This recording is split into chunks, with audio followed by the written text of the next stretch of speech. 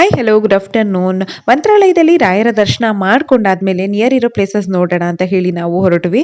So ಈ ಥರ ಆಟೋಗಳು ಸುಮಾರು ಹೋಗ್ತಿರುತ್ತೆ. ಒಬ್ರಿಗೆ 150 ರುಪೀಸ್ನ ಪೇ ಮಾಡಿದ್ರೆ ಒಂದು 5 ಪ್ಲೇಸಸ್ನ ಕವರ್ ಮಾಡ್ಕೊಡ್ತೀವಿ ಅಂತ ಹೇಳಿದ್ರು. ಆಮೇಲೆ ಎಲ್ಲ ಮುಗಿಸ್ಕೊಂಡು ಮತ್ತೆ ದೇವಸ್ಥಾನದ ಹತ್ರನೇ ತಂದ್ಬಿಡ್ತೀವಿ ಅಂತ ಹೇಳಿದ್ರು. ಸೊ ನಾವು 150 ಒಬ್ರಂಗೆ ಪೇ ಮಾಡಿ ಹೊರಟ್ವಿ. ಫಸ್ಟ್ ಅವರು ಕರ್ಕೊಂಡು ಹೋಗಿದ್ದೆ ಅಭಯ ಆಂಜನೇಯ ಸ್ವಾಮಿ ಟೆಂಪಲ್ಗೆ. ಇದು ತುಂಬಾ ನಿಯರ್ ಆಗಿದೆ ಟೆಂಪಲ್ಗೆ. ತುಂಬಾ ಹತ್ರ. ಅಲ್ಲಿ ಆರ್ಚ್ ಇದೆಯಲ್ಲ, ಆರ್ಚ್ ಲೆಫ್ಟ್ ಸೈಡ್ ಆದಂಗೆನೆ ಸಿಗುವಂತ ದೇವಸ್ಥಾನ. ತುಂಬಾನೇ ಚೆನ್ನಾಗಿದೆ. ಆಂಜನೇಯ ಸ್ವಾಮಿ ಮೂರ್ತಿ ಅಂತೂ ತುಂಬಾ ಚೆನ್ನಾಗಿದೆ. 33 ಅಡಿ ವಿಗ್ರಹ ಅದು.